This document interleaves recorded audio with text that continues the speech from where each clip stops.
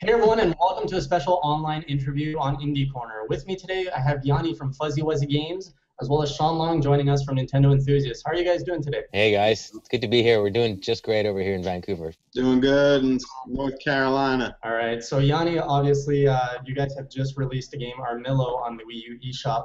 Can you give us a little bit of a highlight of what Armillo is all about? Sure, Armillo's a 3D puzzle platformer. At its core, it's basically a platformer with a whole lot of mechanics. Kind of like think of it like an obstacle course.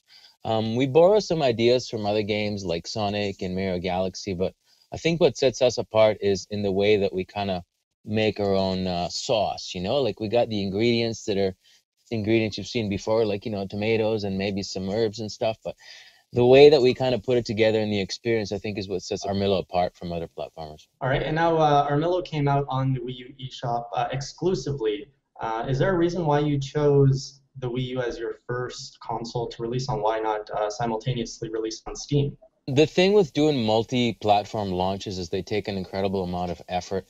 As you guys probably already know with Armillo, it's a 3D platformer, and there's not a lot of those out there. And the reason for that is because they take a lot more effort to do than a 2D side-scrolling platformer. Not that there's anything wrong with those, but it's just the sheer volume of assets that you need to do for 3D is way more. So the only hope that we had of actually releasing anything that would be decent would be to really focus our energies on one platform, try to get that right, or at least as right as we could with a small team of two, basically 2.5 people, and then just do our best job at releasing in one platform. The reason we did the Wii U is because originally we used to be on Xbox XBLA, and through this sort of cert process with Microsoft, it kind of sort of became obvious that that probably wasn't the best platform for us, and Microsoft was not really interested. So we kind of sat around and thought about, well, what would be our ideal console to release on? And the Wii U came up a couple times, and basically, I think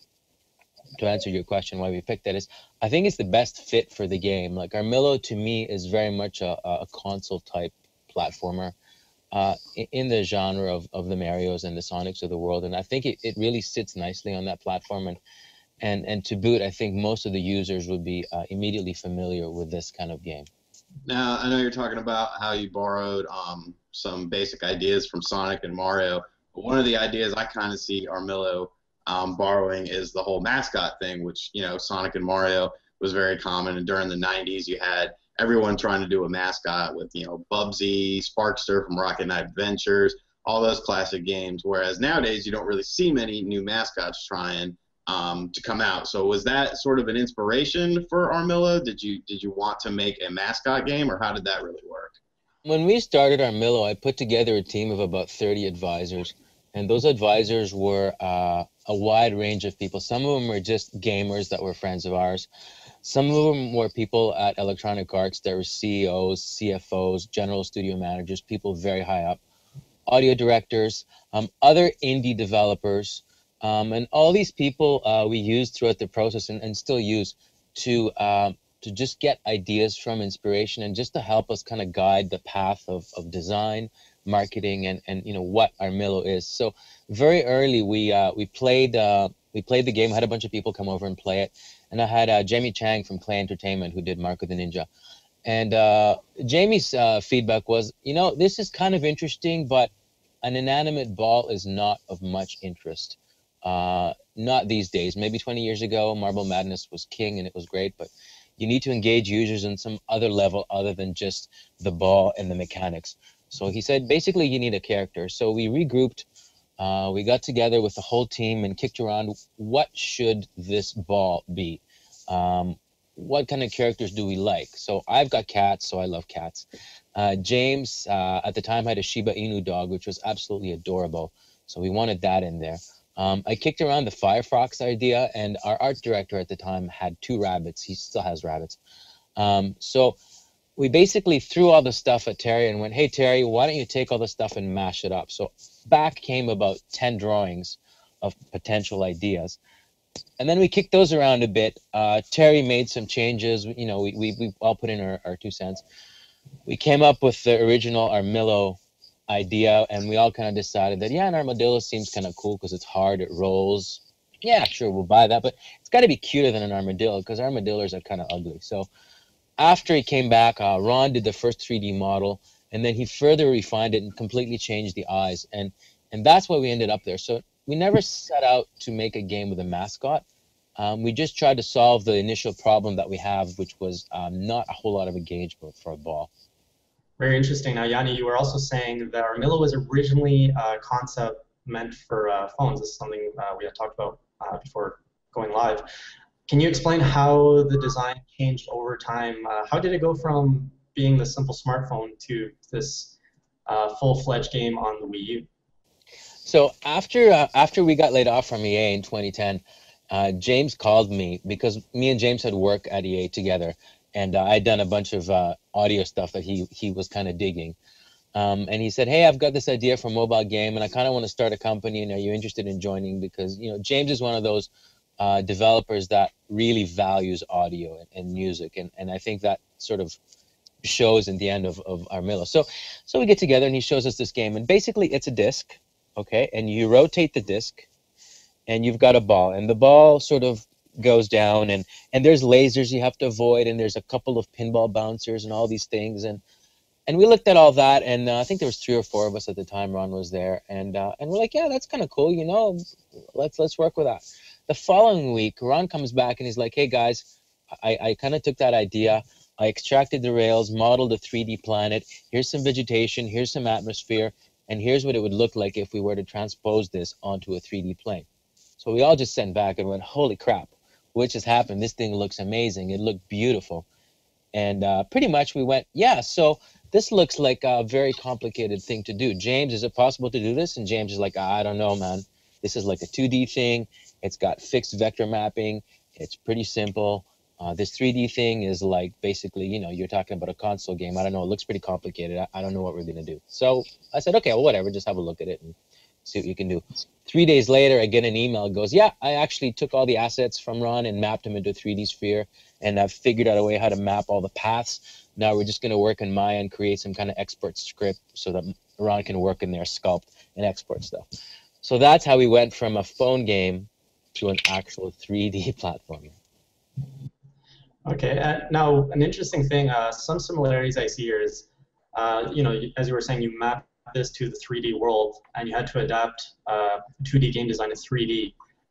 And this made me think a lot of, our old friend Sonic, how he used to be a great game in 2D and has been struggling a lot over the past decade for 3D. And Armillo employs this use of Rails. So was that challenging to work in the 3D world? Like we see, how difficult was it to balance controlling, giving the player full control, and also making sure they're not always falling in a pit every 5 seconds?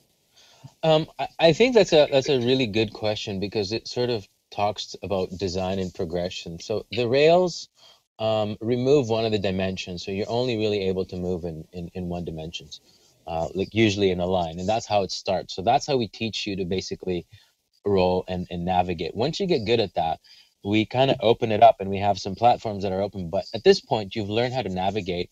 You kind of start grasping the 3D quartered down camera perspective, and it sort of becomes easy. We don't just open it all up. The thing with game design is you need some kind of constraints to sort of balance out what your game is going to be. If you can do anything at any given time, it's not a very interesting thing. Like the things that I find interesting are problems that have constraints and how you can creatively solve those constraints and still make an interesting experience. So the fact that there's rails, I think, is really interesting, and it becomes much more easier to manage. So in terms of it being a problem, I think it was a constraint that we embraced, and it helped us develop Armillo into what it is. I think if it was an open sort of world platformer, Armillo would be a very, very different game, and I don't think it would speak to the casual audience in the way that Armillo does now. Speaking about, we've been talking a lot about the 3D game design of it, but Armillo has those secret levels, which are 2D levels that are kind of inspired by old platforming games, such as like Castlevania, and even there's elements of the 2D Sonic games. Now, how did those get incorporated into the game? Did you plan on having some 3D and 2D levels side by side, or was that added after the fact?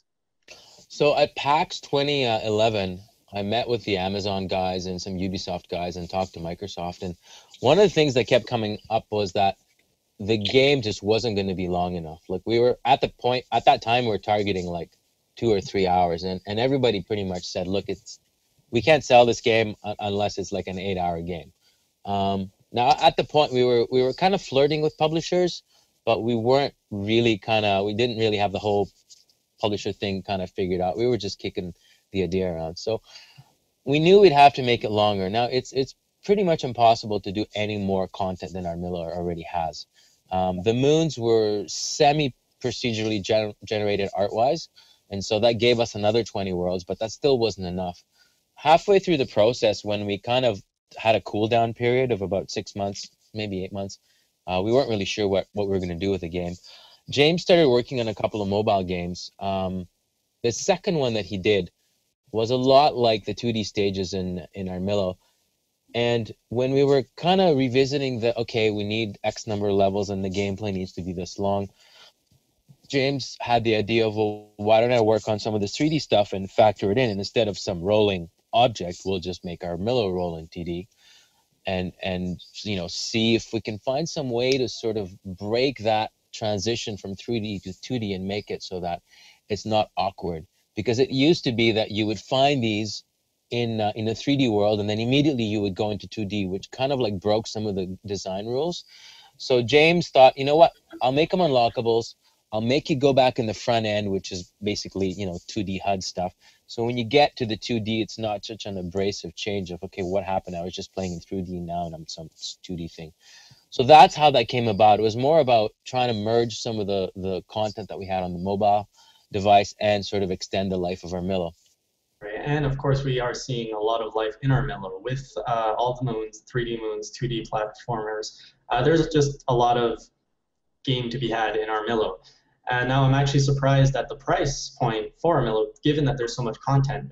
Right now, it's currently at $6 here in the eShop, and I think the price is going up at $8 later on. Now, is there a reason why you picked that price point and not say maybe what the higher indies are charging? Like we're seeing the $15, $16 as being more the higher end of indie games right now. I think there's pros and cons. I think that the lower price point kind of paints us a bit in sort of a bit of a budget kind of corner, which isn't great. But also, I think what it does is it lets some of the players that don't know our studio kind of take a chance on us. I think we have a lot to prove. We're a new studio, and this is a new game, and we're just starting out our trek into the world of making video games as Fuzzy Wuzzy. So we wanted to just kind of try to be fair with the pricing. We wanted a lot of people to try Armillo, and we really weren't sure how it was going to be received. So we thought maybe it was best, not to go for the higher end of the indie games, maybe to pick something that's kind of mid-road pricing wise, and just try to sort of bring in new players that might be interested in Armillo, but make the price not be sort of the friction point in them getting into Armillo and trying it out. The price point seems to be helping because, Armillo seems to be selling really well. When it was released, it came out with a whole slew of other eShop games, but as I like to say, the cream of the crop rises to the top, and it's been, blowing up the charts for the eShop. It's currently making a good rise in the U.S. It's #1 in some territories. I think it's #3 in Canada. With the continued success of the game, do you see, adding additional content to the game? Maybe even, Armillo himself is a very marketable character. Could you see maybe doing some merchandising with him, T-shirts, plushes, things like that? Or what's kind of the 6 to 12 months from now vision for Armillo? I think what we'd like to do, depending on how Armillo does, is we would like to add some more content to the game, and we've talked about what some of that content might be. I mean, we kicked around the idea of maybe having a local multiplayer, which I think would be really fun. We had that in the XNA build, and it was a lot of fun. But all this stuff takes time, and plushies. I mean, obviously we'd love to have plushies, but all that stuff takes a lot of effort to sort of put together, and some of it, takes resources. Like a multiplayer isn't going to happen in a week. It's probably a couple months worth of design and testing and programming and all the audio that goes with it. So I think for us is we really need to balance our time. We need to balance sort of the work-life kind of thing. We've been working really hard for the last year trying to get Armillo out, and the team health has sort of suffered a bit. So we want to make sure that we're doing all these in a healthy way. And also just to focus on the things that are the best for the Armillo fans, like what's the biggest bang for the buck that we can do. And also just keep our ears out and listen to what people are saying, because there's people on Twitter and Miiverse that have been asking for certain things. So we're listening to the community and just trying to see, what the right move is. There's basically, look at it like this. Like, imagine if you have a task list of 100 things, okay, and you could do any of them tomorrow, and you know that within the next 3 months you're only going to get through the 30 of those. So you really need to just decide what's the best 30 things to do, and sort of focus there. So all these things are great ideas. It's just every day, every week, I reevaluate what we're doing. I sort of look at where we're at, and then we kind of plan that way. Cool. Well, I mean, if you do decide to get into Armillo plushes, definitely count me down as a customer for that. Now, Fuzzy Wuzzy Games is definitely out of the gate with a great start. First game is Armillo. I've played it. I love it. It's a great game.